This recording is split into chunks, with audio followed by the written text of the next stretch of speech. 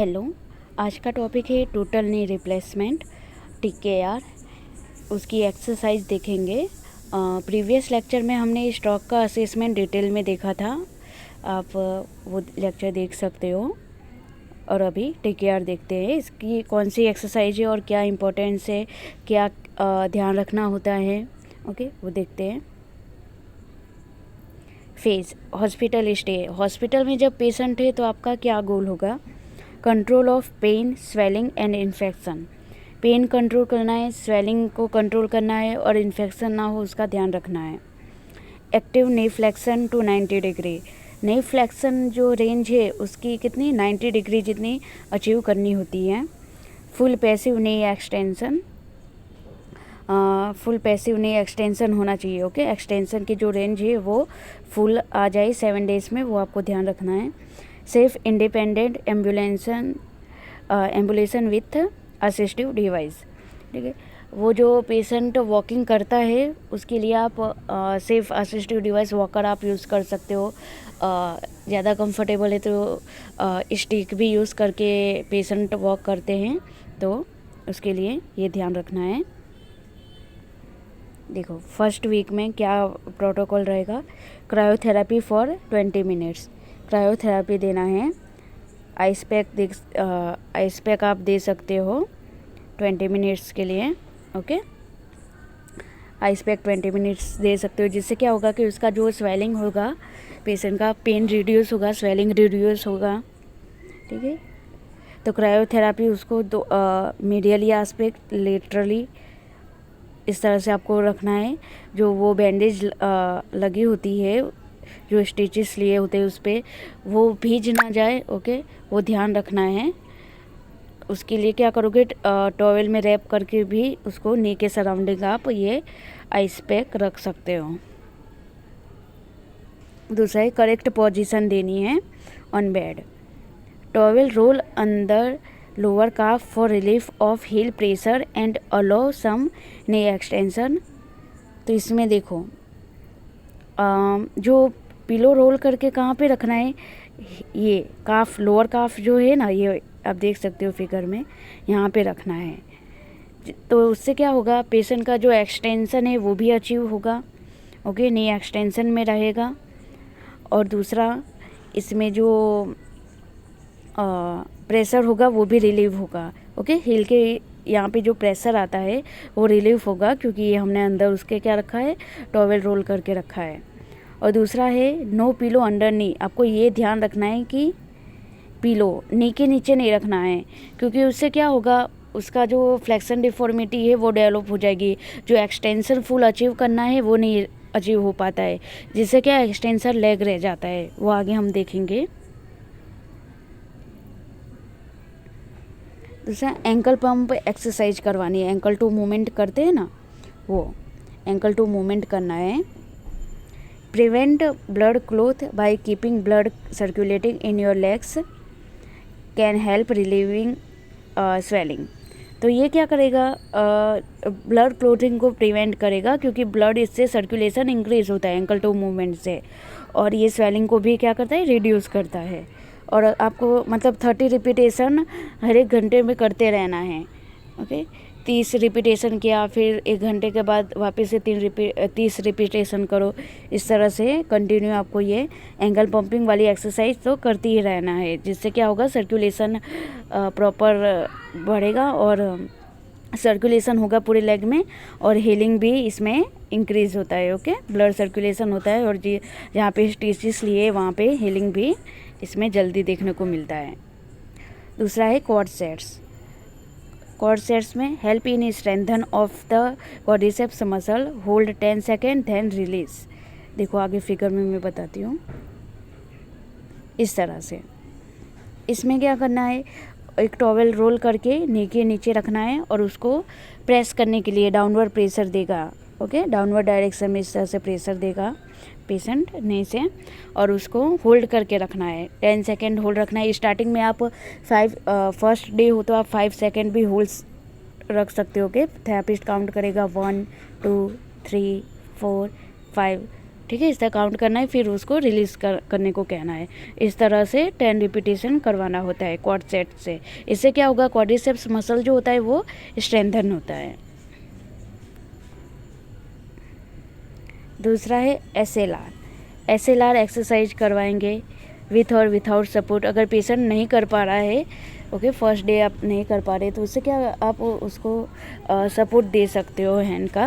Okay, जितने दिन उनको नहीं कर पाते उतने दिन आप उनको धीरे धीरे हाथ से आप सपोर्ट करोगे और एलिवेट करोगे उनका लेग, और फिर उसे जितनी देर, अगर स्टार्टिंग में वो नहीं होल्ड कर पाते तो आप उसको 5 काउंट तक ही होल्ड करवाइए, 5 सेकेंड तक, और फिर उसको वापस नॉर्मल पोजीशन में रखने के लिए कहिए। इस तरह आपको करवाना है SLR। उसके बाद जैसे जैसे इम्प्रूवमेंट दिखे उसके बाद 10 रिपीटेशन करवाना है 10 सेकेंड होल्ड के साथ। दूसरा है knee extension from high sitting position. दूसरा है पेशेंट को सिटिंग पोजीशन में ले लेना है, ओके, इस तरह से, और फिर उनको वहाँ पे जो हॉस्पिटल में बेड होगा वहाँ पे पैर नीचे की ओर उनके होंगे पेशेंट के, और उनको एक्सटेंशन करने के लिए कहना है, नी एक्सटेंशन। ये आपको खास ध्यान रखना है कि उनका पूरा नी एक्सटेंड हो, ठीक है। वो आगे हम एक्सटेंसर लेग देखते हैं क्या होता है। What is extensor leg? ये extensor leg is a condition that occurs when a person is unable to fully extend their knee even when their quadriceps are fully contracted। इसमें क्या होगा, पेशेंट जो है वो अपना नी पूरा एक्सटेंड नहीं कर पाता है। वो पूरा नी, क्वाड्रिसेप्स मसल तो पूरे कॉन्ट्रैक्ट हो जाते हैं, ठीक है, क्वाड्रिसेप्स मसल तो अच्छी ही है, पूरे कॉन्ट्रैक्ट हो गए, पर जो लिम उसका जो लेग है वो पूरा एक्सटेंड नहीं होता, उसे ही एक्सटेंसर लेग कहते हैं। अब इसे कैसे ट्रीट करेंगे वो देखते हैं। देखो पहले इस फिगर में देख लो कि कैसे होता है। देखो ये पूरा एक्सटेंशन हुआ है, इसमें पूरा लेग एक्सटेंशन में है, और एक्सटेंसर लेग में क्या होता है, थोड़ा फुली एक्सटेंड नहीं होता। क्वाड्रिसेप्स मसल तो फुली कॉन्ट्रैक्ट हो गया है, पर ये जो लेग है वो फुली एक्सटेंड नहीं हुआ है, कितना 20 डिग्री जितना बाकी रह गया है, जिसे क्या कहते हैं, एक्सटेंसर लेग कहते हैं। एक्सरसाइज फॉर एक्सटेंसर लेग, इसमें क्या करोगे, क्वाड्रिसेप्स मसल जो होता है उसकी स्ट्रेंथनिंग एक्सरसाइज करवानी है आपको। क्वाड्रिसेप्स मसल स्ट्रेंथन होगा तो ये करेक्ट कर सकते हो। इलेक्ट्रिकल स्टिमुलेशन देना है क्वाड्रिसेप्स मसल में, ओके, जो वीक हो जाता है क्वाड्रिसेप्स मसल, उसकी वजह से भी ये एक्सटेंसर लेग देखने को मिलता है। तो इसमें क्या होगा, आपको इलेक्ट्रिकल स्टिमुलेशन देना है। अगर ज़्यादा सीवियर वीक है, पेशेंट एक्सटेंसर उतना नहीं कर पाता है, तो इलेक्ट्रिकल स्टिमुलेशन दे सकते हो पेन रिलीफ के लिए। और दूसरा है इलेक्ट्रिकल स्टिमुलेशन, जिसके मोटर पॉइंट्स कहाँ पे रखने हैं, आपको क्वाड्रिसेप्स मसल पे ही रखना है, ओके। जो स्टिचेस लिया है वहाँ पे नहीं रखना है, क्वाड्रिसेप्स मसल जो ऊपर थाई के वहाँ पे हैं वहाँ पे रखना है आपको, okay. If hamstring tight, stretching hamstring muscles. तो इसमें क्या करना है, दूसरा है एक इफ़ हैमस्ट्रिंग टाइट, अगर हैमस्ट्रिंग मसल टाइट है उसकी वजह से भी वो एक्सटेंसर लेग होने के चांसेस होते हैं, तो उसमें स्ट्रेचिंग दे सकते हो हैमस्ट्रिंग मसल का। Weight bearing by physician, weight bearing exercise करवानी होती है। By physician order initial ambulation using assistive device, continuous wearing knee brace until achieve good control of quad. अगर इसमें पेशेंट फिजिशियन और यानी डॉक्टर जब कहेंगे, उनको ही पता होता है कि उनकी नी मतलब अभी कितना कैसा है, उन्होंने ऑपरेशन किया होता है, तो वो एडवाइस देते हैं, उसके हिसाब से हमें करवाना होता है, ओके। मेनली फर्स्ट डे के बाद सेकेंड या थर्ड डे से आप ये वॉकर के साथ पेशेंट को वॉकिंग करवा सकते हो। तो इसमें क्या होगा, पेशेंट के साथ मतलब आपको खड़े रहना है, उनको छोड़ नहीं देना है, और पेशेंट को थोड़ा पकड़ के रखना है। उसके बाद पेशेंट वॉकर पकड़ेगा और उससे उनको वॉक करना सिखाना है। पहले कौन सा, पहले जो जिसमें ऑपरेशन हुआ है वो वाला लेग पहले रखेंगे, उसके बाद अनअफेक्टेड लेग रखेंगे, ठीक है। इस तरह से वॉकिंग करवाना होता है। और कई बार पेशेंट के जो मसल क्वाड्रिसेप्स ज़्यादा वीक होते हैं तो पेशेंट को क्या करता है, ये ब्रेस दिया जाता है। देखो ये ब्लैक कलर का आप देख सकते हो, ब्रेस पहनाया है उनको, नी ब्रेस दिया जाता है जिससे उनका प्रॉपर सपोर्ट मिले, और उसके साथ उनको वॉकिंग करवाते हैं। स्टेयर्स, दूसरा है स्टेयर्स क्लाइंबिंग भी करवाना होता है। ये 3rd या 4th डे से आप स्टार्ट कर सकते हो। इसमें क्या असेंडिंग साउंड नहीं एंड डिसेंडिंग विथ ऑपरेटेड नहीं। अच्छा गुड लेग जिसमें ऑपरेशन नहीं हुआ है उस लेग को आपको फर्स्ट स्टेयर पे रखना है। उसके बाद जो ऑपरेशन हुआ है उस वाले लेग को रखोगे, ठीक है। जैसे आप सीढ़ियाँ चढ़ते हो तो जिसमें ऑपरेशन नहीं हुआ उस वाले लेग को फर्स्ट रखो, उसके बाद ऑपरेटेड लेग को बाद में रखना है सेकंड। और उतरते टाइम पे कैसे करना है, जो ऑपरेशन हुआ है वो वाला लेग पहले रखना है, उसके बाद जिस ऑपरेशन नहीं हुआ वो वाला लेग बाद में रखना है। ओके, तो ये स्टेयर असेंडिंग एंड डिसेंडिंग का रूल है। तो इस तरह से आपको सीढ़ियाँ चढ़वाना है। कई बार पेशेंट को स्टेयर पे जो रेलिंग नहीं होती उसके बाद पेशेंट को तो भी चढ़ना होता है। ओके, ये करवाना होता है स्टेयर क्लाइंबिंग। तो क्या कर सकते हो आप, स्टिक का यूज़ कर सकते हो। क्वाड्रीपॉड स्टिक आती है, उससे उसका प्रॉपर सपोर्ट रहता है। ओके, उसके साथ आप उसको स्टेयर क्लाइंबिंग करवा सकते हो। देखो ये एक्सरसाइज प्रोटोकॉल आपको, मतलब ये सब एक्सरसाइज करवानी है। 15 डेज तक आप ये सारी एक्सरसाइज कंटिन्यू करवा सकते हो। उसके बाद after stitches remove around 15 days, उसके बाद 15 दिन के बाद जो स्टिचेस लिए होते हैं, ओके, तो वो क्या करते हैं डॉक्टर, ज़्यादातर 15 दिन के बाद ही वो बुलाते और वो रिमूव कर देते हैं। तो उस दिन उनको पेन ज़्यादा होता है नी में, तो उस दिन उनको थोड़ा रेस्ट देना है, आइस पैक रख के ये एडवाइस देनी होती है। उसके बाद से आप 16 डे से फिर से आप यही कंटिन्यू प्रोटोकॉल एक्सरसाइज जो था हमने ऊपर देखा वो सब आप कंटिन्यू कर सकते हो। उसके साथ क्या करना है, नी रेंज ऑफ मोशन भी आपको इम्प्रूव करते जाना है। उस टाइम पे हमने 90 डिग्री जितना ही करवा सकते थे, क्योंकि उससे ज़्यादा करवाते तो क्या होता, स्टिचेस ब्रेक हो जाते और जिससे क्या ब्लीडिंग स्टार्ट हो जाता और पेशेंट को प्रॉब्लम हो जाती और फिर से आपको, मतलब फिर से पेशेंट को वो स्टिचेस लेने पड़ते हैं। तो इसलिए क्या करते हैं, उसमें रेंज ऑफ मोशन थोड़ा कम ही रखते हैं, 90 के बिलो ही रखते हैं। उसके बाद स्टिचेस रिमूव करने के बाद आप नी रेंज ऑफ मोशन ज़्यादातर 120 या उससे भी ज़्यादा करवा सकते हो, ठीक है। और धीरे धीरे आपको इंक्रीज़ करना है, फोर्सफुली करवाना पड़ता है, वो करवा सकते हो।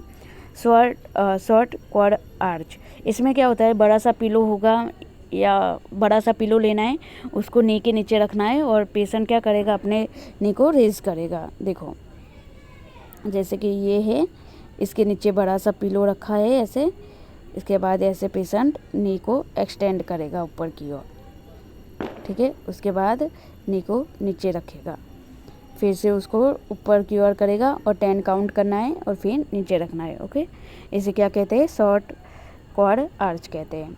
Walking can increase according patient tolerate, और वॉकिंग में आपको क्या करना है, इंक्रीज करते जाना है। जैसे कि वॉकर के साथ करवाते थे, फिर थोड़े टाइम के बाद आपको स्टिक का यूज़ करना है, स्टिक को भी रिमूव कर देना है, फिर पेशेंट को खुद ही वॉक कर पाए उस तरह से प्रिपेयर करना है, ठीक है। तो पेशेंट फिर कुछ टाइम के बाद उनका पेन रिड्यूस हो जाता है तो वो वॉकिंग अच्छे से करने लग सकते हैं। उनको नी बैंड करके वॉकिंग करवाना, पूरा पैर उठा के वॉक करे नी बैंडिंग के साथ, ऐसे उनको सिखाना होता है।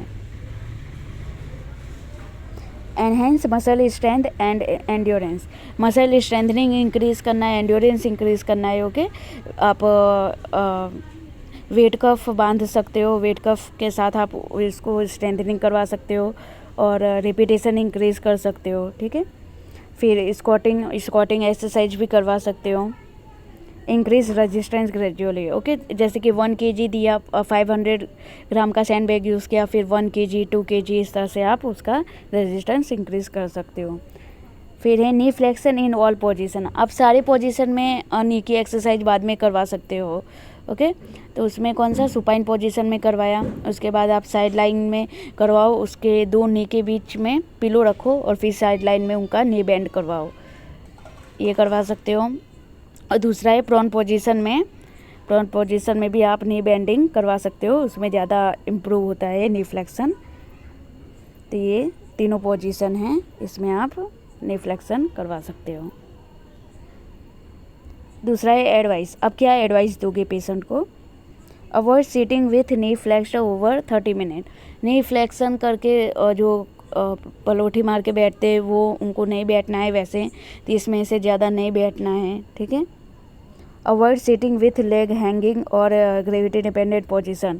जो हाई सीटिंग में पेशेंट बेड के नीचे पैर लटका के बैठ जाते हैं, ओके, उनका फ्लोर के साथ सपोर्ट नहीं होता है, लेग का हैंगिंग में रहता है, लटकता रहता है, तो उससे क्या होगा, उनका स्वेलिंग जो होगा वो बढ़ जाता है, पैरों में ज़्यादा स्वेलिंग बढ़ जाता है, जिससे उनको एक्सरसाइज करने में फिर प्रॉब्लम होती है। तो उस पोजीशन को अवॉइड करना है।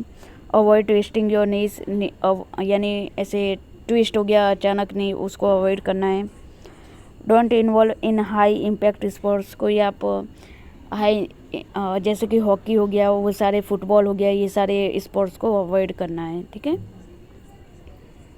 ओके, तो ये था TKR के टोटल प्रोटोकॉल। इसमें कोई भी डाउट है तो आप पूछ सकते हो, ओके, कमेंट कर सकते हो। वीडियो पसंद आई हो तो please like, subscribe and share कीजिएगा। Thank you.